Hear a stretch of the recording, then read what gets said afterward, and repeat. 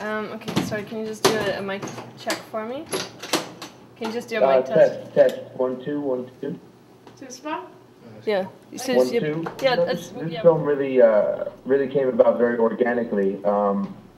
The first time that I went to Morocco was purely touristic. I just went to visit an ex-girlfriend of mine who was studying abroad at the time.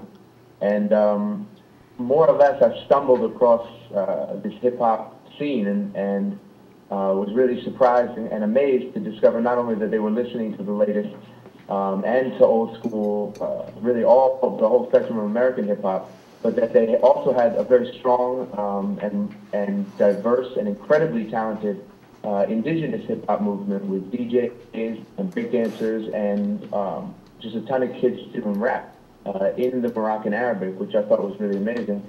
So I was intrigued, I was hooked, and I wanted to go back, find out some more. So I started applying for grants, and I got one grant to go back and do this research.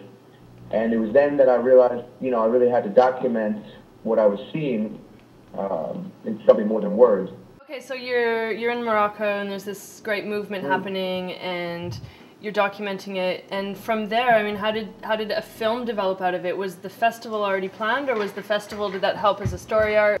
Yeah, the festival was something that came out of these interviews that I was doing with these groups as I was going along. The one thing that everyone kept on saying was, that they really felt that it was time and that they deserved to showcase what they had achieved in terms of their own development as artists, and to have a big stage for hip hop in Morocco, because up until that point, most of the performance opportunities that they had were relatively small, little things sponsored by maybe the French embassy or the British council or things like that are always sort of framed in this sort of amateurish framework.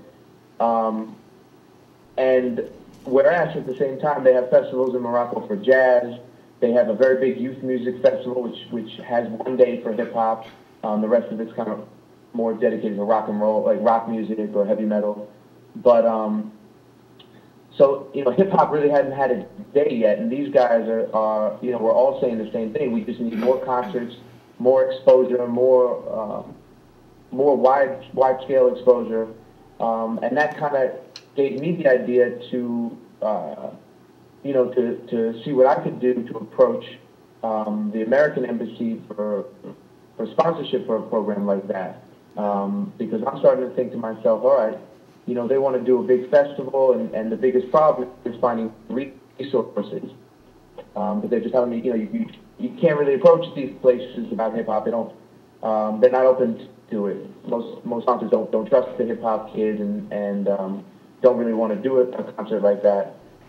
So I'm thinking to myself, well, since hip hop is originally an American form, that it really would make a lot of sense for the American presence in Morocco, both the government presence and the commercial presence, to support an event like this, a hip hop festival. And so that's kind of where that idea came from. And like you said, it also gave us a goal and sort of a climax to get to in the story of the film. And we were always hoping that we would get there, and because that really would be a major triumph.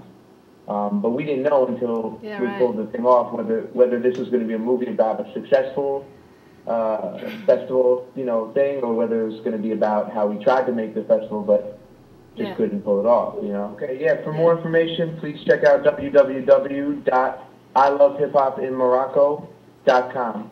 Or check us out on MySpace at myspace.com/ILoveHipHopInMorocco. Peace. Sweet.